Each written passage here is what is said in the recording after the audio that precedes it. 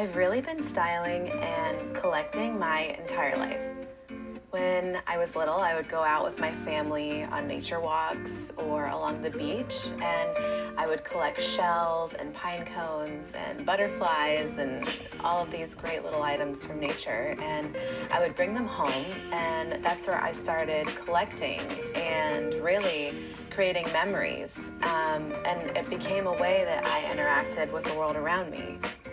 I'm a total dreamer and a hopeless romantic, and I love that I'm able to inject magic and color and texture into the imagery that I create for companies, and they're able to then go out into the world and represent themselves in a very beautiful and unique way. Now that I'm a prop stylist and a photographer for brands, it really seems like the most natural thing that I could be doing. I'm still incorporating findings and bits from my travels into my work, and it really makes for beautiful and unique art that no one else has.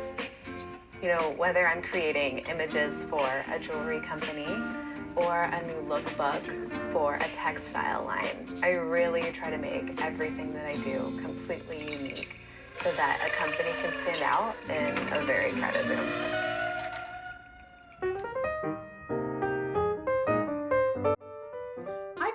Ellie Morrison here. Welcome to Eleanora Live, my IGTV series where I talk to friends from all over the place right here on my little pink couch in my home studio office in San Antonio, Texas. I'm so excited to introduce today's guest to you. Her name is Robin Verrier of Verry Robin Co. She's joining us from her home studio in Charlottesville, Virginia, where we're going to talk all things creative. Robin is a stylist and she works with major brands to style their products for their visual campaigns. And I've been dying to talk to her. I've been following her on Instagram for years, and she's one of my favorite accounts to follow. She's just insanely talented. Please welcome to my little pink couch, Robin Verrier. Hi, Robin. Thank you so much for being here today. Thank you for having me. I'm so glad we were able to do this. We want to do this for a while, so I'm so glad we could make it happen. Yes, thank you for joining me on my little pink couch. And I am so loving looking at your mood boards in the background. It's really brought so much joy to my day. It's not a typical career path, but kind of one I feel like I carved out a little for myself. I used to work at a publication where I did the styling and photography for them, and it's kind of where I figured out, I'm like, wait a minute, this is what I love doing. It's kind of what I woke up getting excited about in the morning to go do, and I was like, well, let me see. I feel like I can take this a little bit further, and so I was like, guys, I love being here, but I kind of need to go do something, and so it was kind of a good jumping off place for me. And I'm like, I really love doing styling and photography in a commercial realm. So I actually left. I put in my 2 weeks, which was the scariest thing I've ever done in my whole life. And I was like, guys, I gotta go start this business. And so here I am 4 years later. What I do in a nutshell is just style and photograph for brands commercially. And so that's what I left to do, is to start this business. I think one of the things that sets you apart, particularly on Instagram, just because that's the only realm in which I know you, since you live in Virginia and I live in Texas, Right. You are just incredible with placing. I mean, it's not just like I make mood boards by cutting out magazine clippings and putting them, pasting them up on a bulletin board or on a door of my closet. But what you do is you take objects and you make, it's more than a mood board. It's like an object board on steroids, and you do the most incredible work for brands. So what you do, I'm assuming, is they send you product. Mm-hmm. And you are responsible for styling that product almost as a creative director, even for these brands. Yeah. And you choose the way their product is portrayed, or their visual communication for a certain season. Am I right in that? Completely. You're completely right. Yeah. Brands kind of entrust me with the most outwardly facing part of their business, which is advertising and how they portray themselves to the world. And so I like to think that I approach advertising in a really unique way because, everything's so digital. Like, you even have screens on gas pumps, like when you're pumping gas and on your watch, like it's everywhere. So I like to think that I can help them stand apart a little bit in a very digital age. Yeah, that's correct. And also what makes you so valuable probably is that you were on the other side. When you're working in editorial and you're working in the magazine industry, 100%. You know what's a good ad, you know what's an engaging ad. And I have a little bit of experience and background in that myself. And you learn sort of by osmosis what is a well-featured product by the styling. And so speaking of product, I have been following all of your latest project. You've had some huge work that you've done for some huge brands. What are your favorite recent projects that you have done, and what brands have you helped style for? Wow, that's so cool. Thanks. And thank you for that. I've worked with some really cool people this year. 2020 has been a year of years for so many ways, but I have career-wise worked with some really awesome people, and that's been really fun. One of the projects that I worked on that was really cool was with Le Creuset, and they actually had, I think, 4 or 5 new color launches. And so they came to me and they're like, hey, we have these new colors launching. We would love to have your help to portray these lines and kind of give some narrative behind the colors that we're launching. And that's so fun to kind of tell a story behind a certain color. Actually, I have, this is Nectar. This is an example of one of the pieces we launched, but this was just a fun one to do, to tell the story behind this really warm yellow and the feelings that it evoke, and color's so powerful. And I do a lot with color in my job. So we did some really cool mood boards, and actually there's a really cool one launching this August, which I can't wait to share. So that was a really fun project. Let's see. Tory Burch was really fun. That was another color story. I really obviously gravitate to brands that love color because it's just, it's fun, you know? Yeah. Well, I'm even looking at, there's a color story happening behind you. Do you organize? Yeah, that's this mood, obviously. The mood wall. Yeah, that's the one. The one that takes up the whole wall. Yeah, that's that. Yeah. The mood wall. That one, it's pretty cool. It's hard to tell, but she's pretty big. I mean, that goes almost all the way up to the ceiling. Yeah, I mean, obviously, I like to be visually stimulated, so I kind of try to create the studio. So, like, when I come in here, I'm inspired, and basically anywhere that my eye falls, it's something pretty.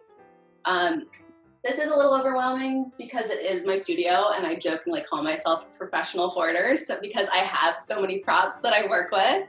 But yeah, so it's pretty cool. Actually, my office in the other room is covered with mood walls as well. I like a good mood wall. I don't know what to tell you. Well, I totally am with you on that. It's something that I've done in my own little way for years. Just to sort of have, and I keep them. If I have old bulletin boards that I created something on, I sort of keep it. And it's something that I like to go back to. And even it's interesting how much your taste and your eye evolves from one year to the next when you do this creative work.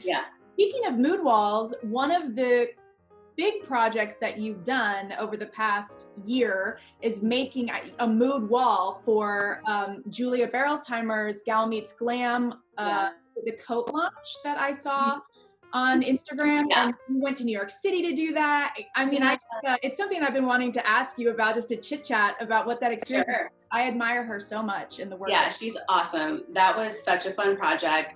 Basically, Julia and her team came to me and they're like, we have this really beautiful new coat line that we're launching. This was last year. And they're like, can you help us bring this to life and the process behind making these coats?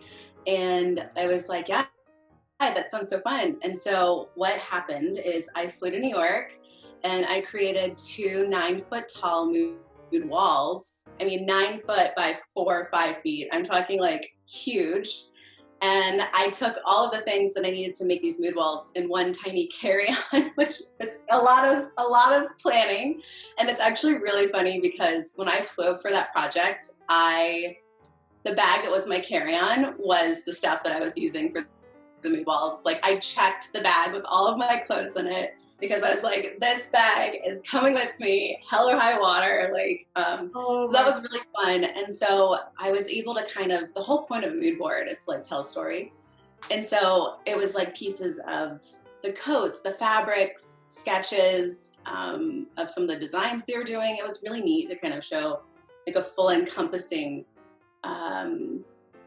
evolution of her coat line into the launch day. It was very cool. And there were a lot of women at that launch, it seemed. Yeah, it was really cool. It was a lot of fun. And it was actually in this, the penthouse at the Lot Palace, and the New York Lot Palace. And it was beautiful. And actually it was the focal point in one of the suites. They had them on 2 tables on either side, and it was almost like a 360 view of New York. It was so cool. Wow. Yeah, it was really fun. Well, it was really cool. One of the things that I'm really interested in hearing about from you is every time I follow your stories, or, sometimes you'll do these stories where you'll show a little bit about your process or behind the scenes of your process. And I think it's so cool that you use so many different objects and use so many different textures and, and do these big color stories. Can you tell me a little bit about your process and, sort of how you find the objects that you use, how you approach your projects, where you find the inspiration? I'm just dying to know. Yeah, no, that's great. So I actually have a few, I came prepared. I have a few little bits and pieces. So like, people ask me where I find a lot of my props, and the answer to that is literally 9.9 times out of 10, it's in an antique shop. So I've got like little antique, envelopes, and papers, beautiful calligraphy, beautiful old like little pamphlets. And usually I grab things because of the color. Like both of these have a beautiful blue color, so I really try to fall in love with the object. There's really no rhyme or reason. If I see it and I think it's beautiful and I'm going to use it, I get it. So hence why I have all of this. And what you're not seeing is I have boxes of organized antique papers and postcards and stamps and everything. So I go antiquing a lot, and I actually recommend people doing that because that's where you find like the most treasure. And it's usually like something that's one of a kind. And especially my line of work, like that's so cool to have like, beautiful piece of coral or whatever beside a product. And it just kind of gives it that edge, Yeah.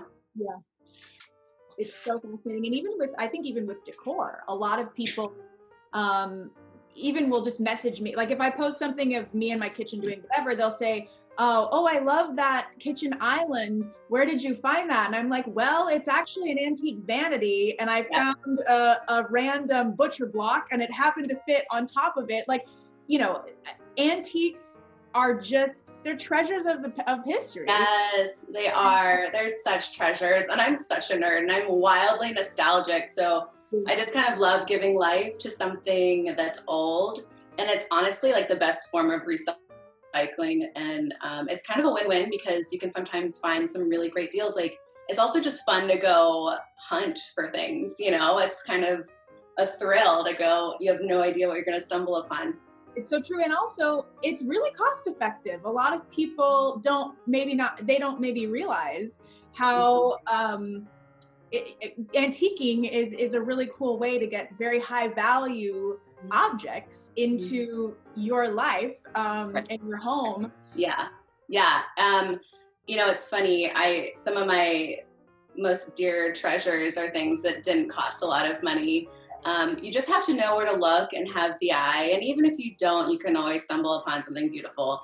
And actually my best friend, JP Horton, who is an interior designer, and I literally go on these trips all over the state of Virginia in the middle of nowhere and just go search for treasures. And there's just a lot of really beautiful stuff out there. Actually, I'd say almost 90% of my collection is from antiques and estate sales.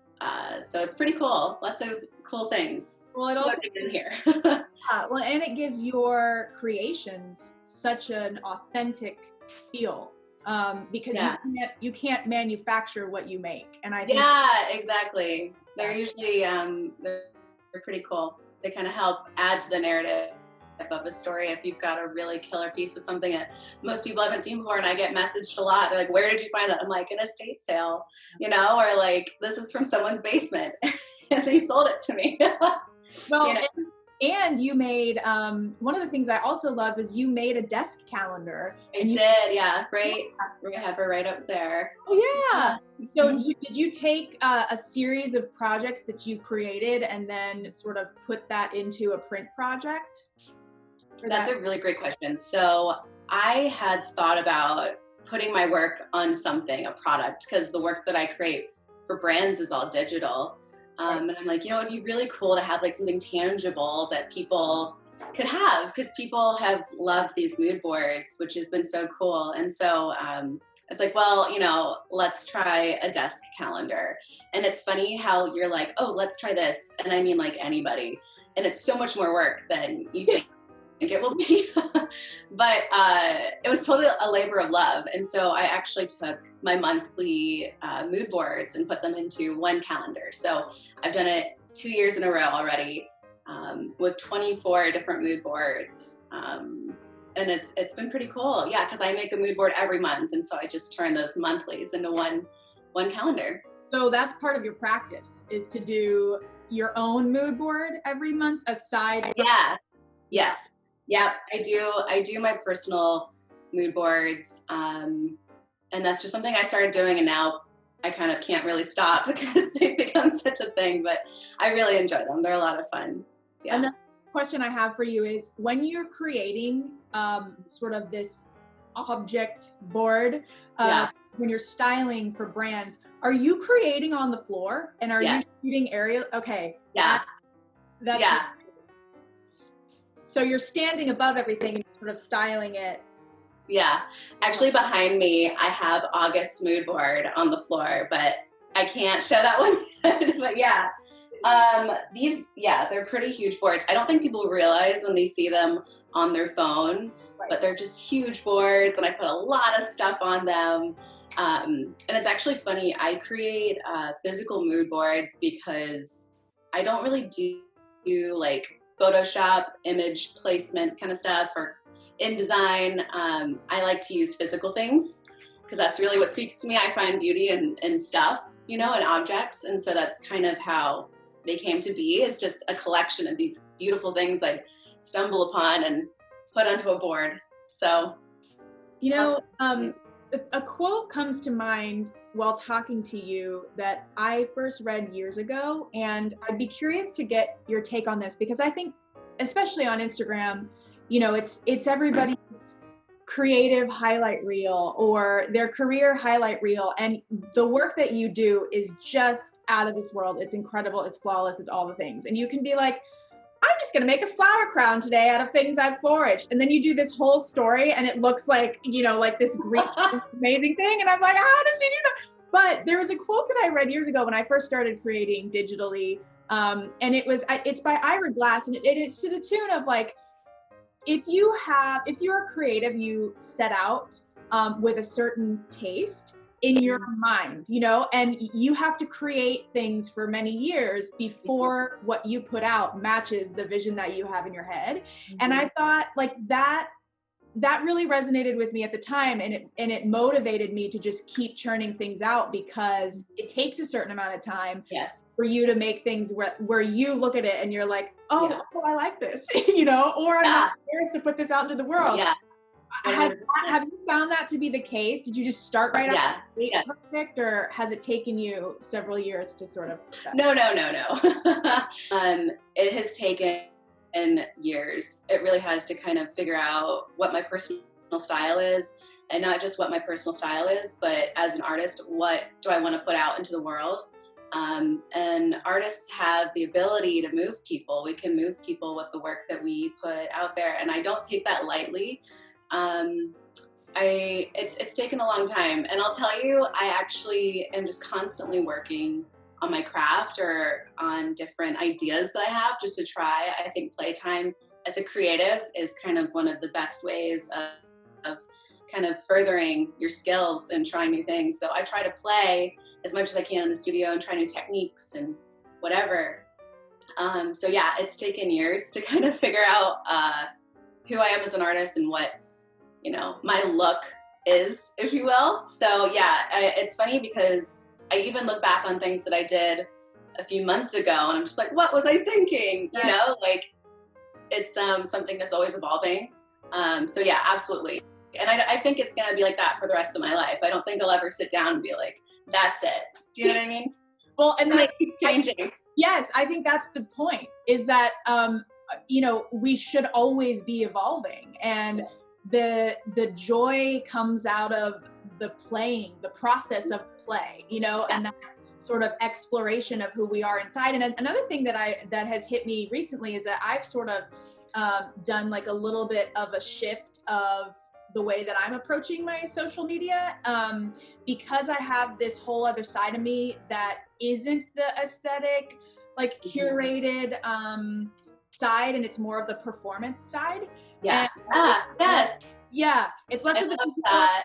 Yeah, it's less of the visual and it's more of the performance. And I hadn't really unleashed that, I guess. I hadn't been comfortable enough to until recently. And I think like that's taught me something else too, is that as an artist, there are so many different sides of us, and there are so many different layers. And I think the longer you create and the longer that you grind and the longer that you practice, it's like all of a sudden it's peeling the layers back of the onion. Like, oh, here's another part of me that I'm now going to show. And here's another part of me that I can offer something for the world to enjoy. And I think that that's sort of the beauty of being an artist, no matter the craft.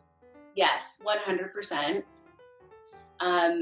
It's really gratifying too when you try something new and it just works. And for me, and probably for you and a lot of other artists can relate to this, but it's a way that we express ourselves and how we process the world and what everything going on around us. It's a way to kind of release that. And it's become very therapeutic for me to create, because I can kind of put feelings and thoughts into something physical. And it's almost like, you kind of get it off your chest. Yeah. And it's become such a real outlet. And that's pretty cool. That's pretty cool about art. And the thing that when you approach it like that is that you can kind of look back on your life and be like, oh, that's where I was at that, when I created that, you know, which is really cool. It's creating art and putting it out there. It's like a time capsule. Yes, exactly. Yeah. Exactly. Yeah. And that's what I think about my mood boards. Yes. Is that it's kind of like a journal, if you will, a visual journal for myself to kind of go back and look and be like, oh, that's how I was feeling that month, because this one's moody and dark and whatever, sassy, whatever. But, you know, sometimes they're happy, or, you know, it's funny because I kind of crave that now. It's a way that I actually feel better is by creating them to kind of get it off my chest. And I'm like, oh, that feels good. You know, I feel it's a really cool way. It's almost meditative, whatever art form that you've kind of gravitated towards. It feels good when you create something that's very representative of yourself. And speaking of that, do you have, aside from your visual mood boards and that practice for you, do you have any other practices that you do as a creative to sort of start your day or open you up? I mean, I write a journal because that's sort of my way to get any anxious or nervous or even thoughts of gratitude out. Do you do anything that helps you in that way that you find? Yeah, and actually this is funny because it's so fitting with 2020 and this pandemic and everything that's going on. I get in my car in the morning with a coffee and I just drive out into the countryside and I just listen to music, like whatever my mood is, I'll listen to music like that. And it just really gets the creative juices flowing, and it just gets me in a really good headspace. And I'm also caffeinating at the same time. So it's a really great experience all around getting out of the studio. But I've actually found that to be probably the best way to kind of get ready for a day or a shoot. Actually, if I'm doing, you know, a really cool project, sometimes I even paint my nails like this same color as the shoot I'm working in. I listen to music that kind of encompasses the feel or the aesthetic of the shoot. There's lots of little habits I have, I guess, but I think driving and listening to music is so freeing and fun. So I think that's my favorite. Yeah. Music is a huge part of my day. Yes. It is huge. And that's something I've noticed while watching your stories. A lot of similar music. It's like very, Parisian jazz cafe.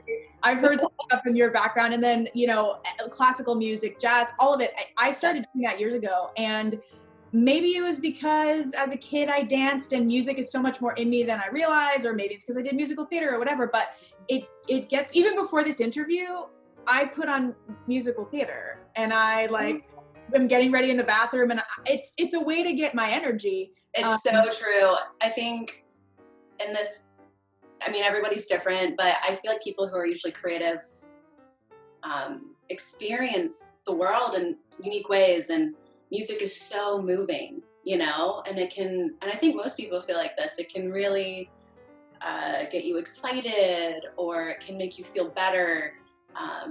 It's really cool. Literally when I was getting ready, I was listening to Beyonce, because everyone needs Beyonce's energy in their day. Totally. I totally awesome. I know. And it's funny you mentioned theater, because I did ballet for 15, 16 years. Yeah. And you just kind of feel it, it's hard to describe a feeling, but music's wonderful, and I listen to so much of it in here. So I love it. I love all types of music too. It just depends on the mood. Me too. Now, did you grow up in Virginia? Yeah, I've actually been born and raised in Charlottesville, and my husband's working on a grad degree. That's why we're still here, and I'm so happy I'm still here, because I love Charlottesville. But it's a very special place with the Blue Ridge Mountains and endless trails, and it's really beautiful here.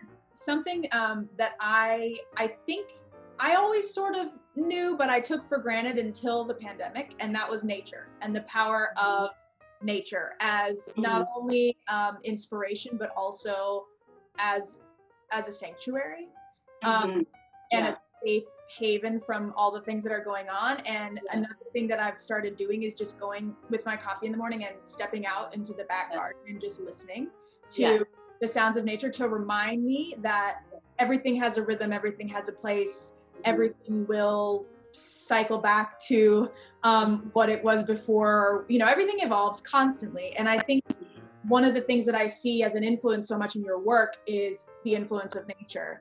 And in the recent stories that I stalked of yours, you went to a family farm and you have all these seashells that you brought back with you to use in, there they are, in future projects.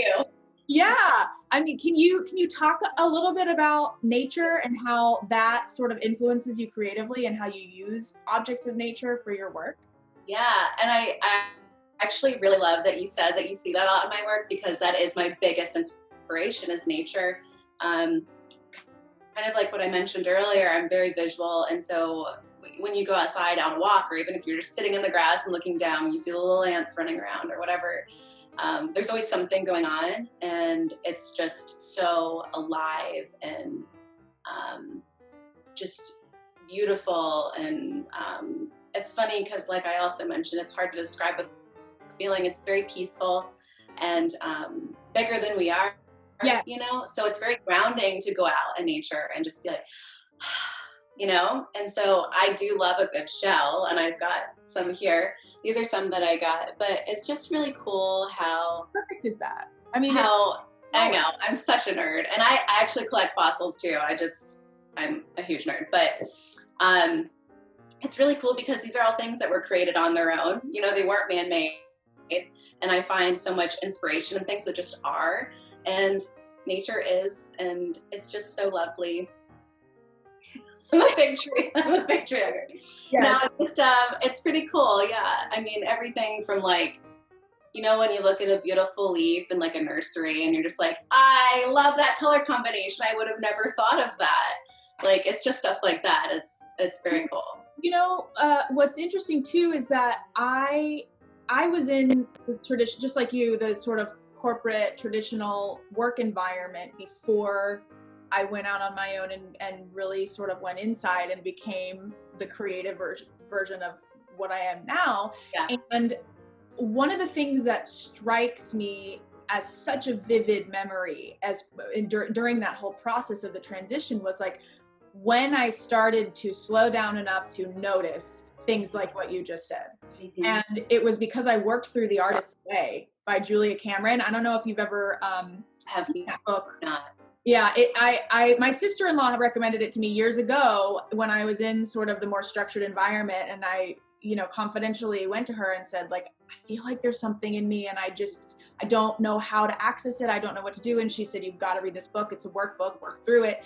And part of the exercises of that workbook are to go out on a walk, pick up a leaf, put it in your notebook, sketch it, draw it, write about it, whatever. And I think that so many people look at creatives who, I think everybody's a creative, but the people who aren't doing it on a day-to-day all day, they look at creatives and they think that we're different in some way. But I think it's just that we listen and we observe and we sort of take the time innately to reflect on what's going on around us so much that it inspires us. Yeah. And especially in the US, I think because of our time is money, go, go, go, go, go mentality of culture, we often can miss those more beautiful moments of life. And I was just going through my iPhoto reel because I need to clean it out. It's got 20,000 as somebody who takes pictures of all your work. I was trying to clean it out, and I thought I wanted to talk to you about this because I feel like you specifically would be somebody who understands this. I was able to delete tons of stuff, but the things that I was most attached to, the photos I was most attached to were of the smallest moments. The smallest moments of my day where it was like, oh, there are my feet on a coffee table where it was the memory of the little moment, what was going on outside that I heard, the smell of the flowers that I had in my apartment. It was like the little things are the things that we really are influenced by. And I'm wondering if you find that to be the case as a creator. Oh, 100%. I mean, I found this year very grounding in a lot of ways, and I really find the beauty in the little things.